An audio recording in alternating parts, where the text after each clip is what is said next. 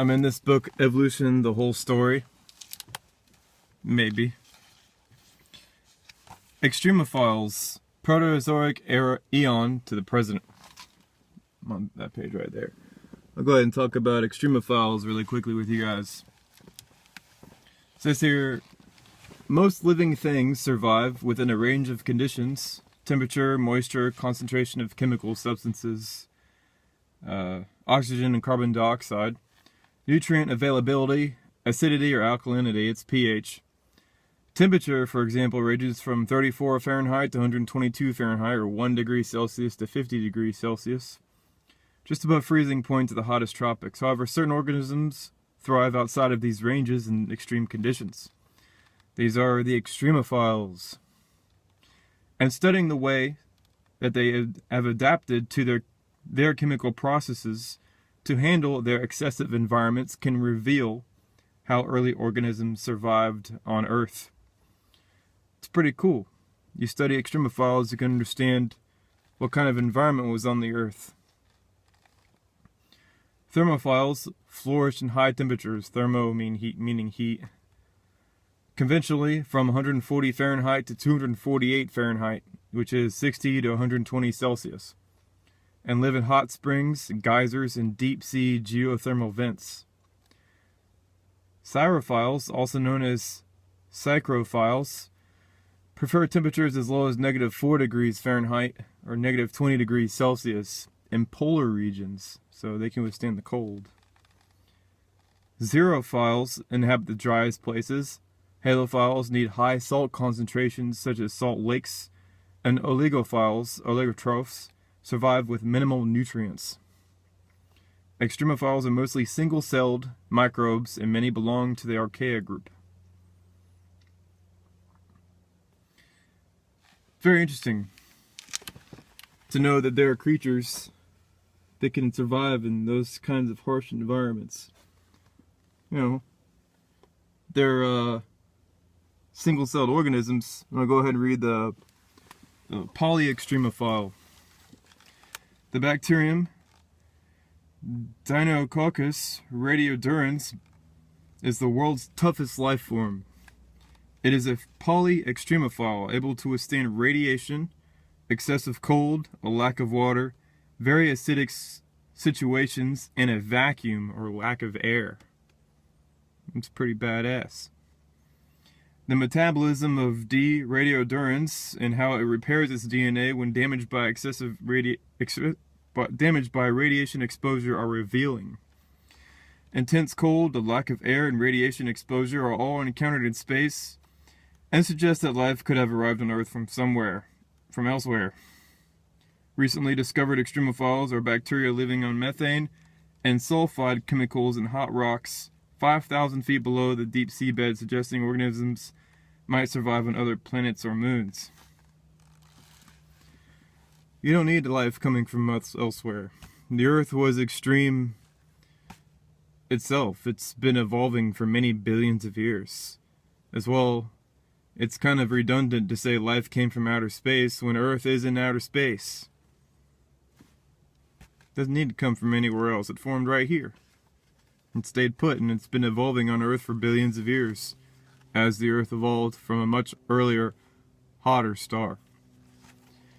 Also keep in mind, I think it would be the extremophiles that would be the first organisms to form on the Earth, meaning they are probably photosynthetic as well, meaning they were probably in the very top regions of the star as it cools and dies, and sort of rained down on the interior when the star began shrinking and losing a lot of its matter to outer space. As well, when it was a lot colder than the sun currently is. Obviously, I don't think there are creatures living on the sun. It's too hot. But just to know that there are creatures that can withstand radiation, that's a big plus. It means life probably was evolving for even longer than what the experts believe. And if we could find this life evolving, or even forming currently, that would be great if we could find it in the atmosphere of Uranus or Neptune. I think that would be a good possibility. Maybe a little bit deeper in there. where the temperatures get warmer as you go towards the central regions of Neptune and Uranus. They're not just ice. The outer layers are ice, obviously, because it's cold in outer space. But when you go into it, I think there are going to be a lot more interesting things found. So we need to send more probes over there and to study those objects, and I think that's the future for people who want to study the beginnings of life, because that's where it all starts. Life evolves as the star cools and dies, loses mass, and becomes more Earth-like, and leaves its giant, rocky, differentiated iron-nickel core remains to wander the galaxy. Another point I saw on this, it says early Earth origins of life. It has the Earth forming as a part of the solar system. I think we need to get rid of that philosophy. The solar system, all the objects in it are not related to each other. The solar system, the only thing that keeps them supposedly appearance-wise related is the fact that they orbit the sun. That's it. They all came from somewhere else in the galaxy. They're all in different stages of evolution. They're all different ages. They've all been other places, done other things. It's an adopted family. Currently, it's in a system, but to say it all formed at the same time, I think it's highly, highly improbable, because they're so vastly different from each other. Neptune is way different than Jupiter. Jupiter is way different than Earth. Earth is way different than the Sun.